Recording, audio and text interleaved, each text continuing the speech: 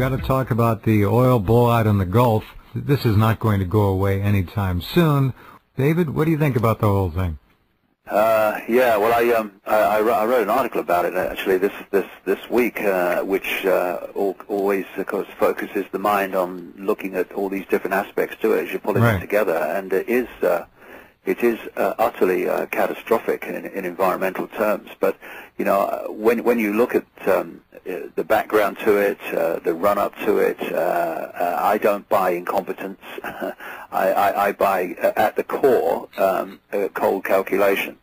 And the selling of shares and the fact that Halliburton was involved. I mean, red flags go up. Halley red flag Burton, they ought to call it. Yep. And then you've got the consequences. And then you look at the way, again, very clearly, when you see the people involved speaking on the ground, BP couldn't give a damn about cleaning it up or stopping it. It's going through the motions. So first of all, you have the situation arise and the oil starts to flood out, and then you have this situation where the people who've done it really are not really trying, except going through the motions to appear to be trying. I mean, you see these interviews on the internet with some of the people that have been involved in the cleanup, and they're saying, you know, well, maybe 2 hours a day, and again, a common theme is, oh, when someone comes in who's kind of important, or there's cameras, or it's the president, then everyone's alerted, and everyone's on the beaches and cleaning up, and everyone's running around. As soon as the helicopter leaves, it all stops. I mean, why would you not do whatever you could to react to this? The reason is they want the catastrophe, they want the chaos, for a number of reasons. There's one level, yes, of course, they're going to try to use this to push the global warming tax agenda, because you know, the climate gate and all the other stuff has really put a hole in they capitalize on every tragedy, always. Yeah, exactly. You know, I mean, the climate gate thing is really, you know, been a big problem for the credibility of this global warming lie. So they'll use this, but it's bigger than that.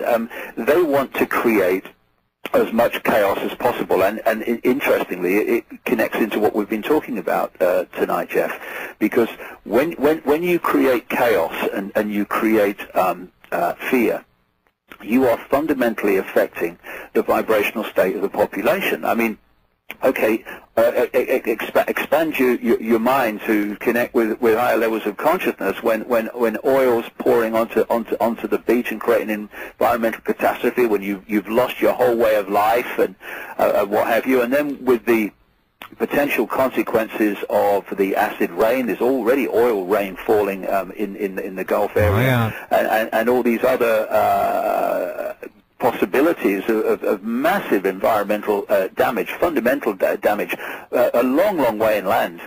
You're looking at a situation of potential catastrophe for far more people than those that just live along the Gulf, and then you've got the Gulf Stream out into Europe and all the rest of it. And so it's just one part of creating maximum chaos, including wars and economic chaos, anything that can create mayhem within the human energy field out of fear and worry and what's going on and all the rest of it. And they're feeding off of this. A lot more of these things, a lot more of these in different areas of our lives, things that are designed to create fear, terror, worry, and all the rest of it. It is going to be a nightmare period, but so the way to get through it and to come out the other side in this new world that's coming is to be in this world physically, yes, and we experience through the five senses, but our point of observation is consciousness beyond this world. We are in this world physically, but not of this world in terms of our point of observation.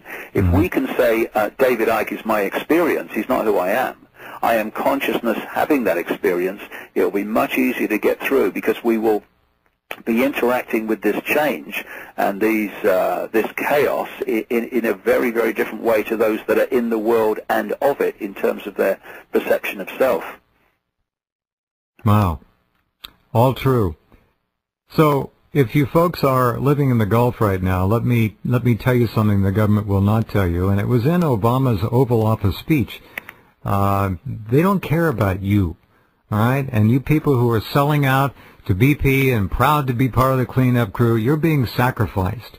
Every single person who cleaned up the Exxon Valdez disaster is dead now. Dead. Their average life, I believe, was 51 years of age. They're gone. That's it. You people are being set up. You're being paid. You are expendable. Let me urge all of you to get an ozone air purifier for your homes at least, so the air inside of your home can be somewhat cleaner than the filth and the poison that you're being forced to breathe. David, do you know over here there is no air monitoring going on in the media? No results whatsoever? Yeah, that is extraordinary from the perception of a sane country, a sane administration. Yep. But of course completely explainable because the readings they would get would be horrific. And so they don't they had one set of reading, David, I don't know if you heard this or not, but for you listening, forgive me again. These so-called safe levels of benzene, 0 to 4 parts per billion. The levels that were found in the only story I was able to secure, a television station in Louisiana, over 3,400 parts per billion. And then the air monitoring stopped. No more results. That was it. 3,400 parts per billion benzene. This is such an important point for people in general, but especially people in uniform to understand, is that the government couldn't care less about you. You're totally expendable.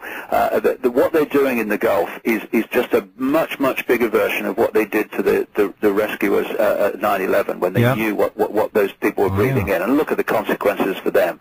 The Valdez, you rightly mentioned, and nothing sums up for me more profoundly how much they don't care is that workers on the cleanup, workers going out in boats into that oil, were told they couldn't wear respirators on the excuse that it would cause alarm. And you know, I said in my article over the weekend exactly what you just said. You know, it's not nice to say it, but the die is already cast for a large number of people as a result of what has happened and how they've gone out into this stuff, into this unbelievable pollution without any protection. And even with protection, it's only kind of limited given the environment they're going into.